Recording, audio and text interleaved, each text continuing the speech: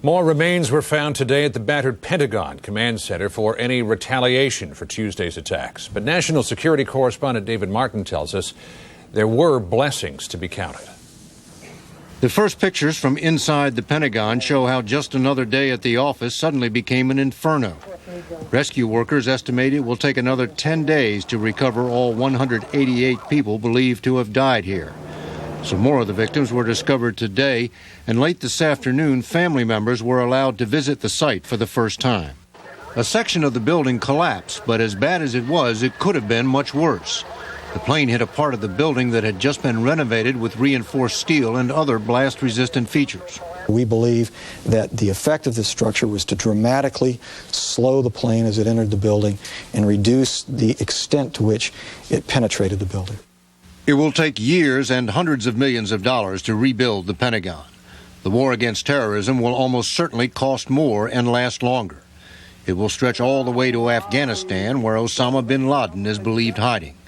Pakistan, which shares a border with Afghanistan, has promised to give the U.S. all the help it wants. And today, President Bush called the president of Pakistan to thank him. We put before the Pakistani government a specific list of things that we would like cooperation on, and they've agreed to all those items. Next week, Secretary of State Powell meets with the foreign minister of Russia, hundreds of miles away from Afghanistan, but still another potential staging area for operations against bin Laden. Russia is also a potential source of intelligence and military advice, since the then Soviet Union spent a decade fighting a losing battle in Afghanistan. While officials claim they are tightening the noose around bin Laden in Afghanistan, that is not their only target. This is a war against all terrorists who threaten American interests, and bin Laden alone is said to have cells in 40 to 50 countries. John? David Martin at the Pentagon. Pakistan's pledge of support is not without risk. Alan Pizzi in Islamabad tells us nervous leaders of that volatile country with its long border with Afghanistan are walking a dangerous tightrope. The men who run Pakistan may have thrown their lot in with the U.S., but their words fell short of a total commitment to meet what they called America's proposals. Pakistan does not expect in any way to participate in any military operations outside our borders.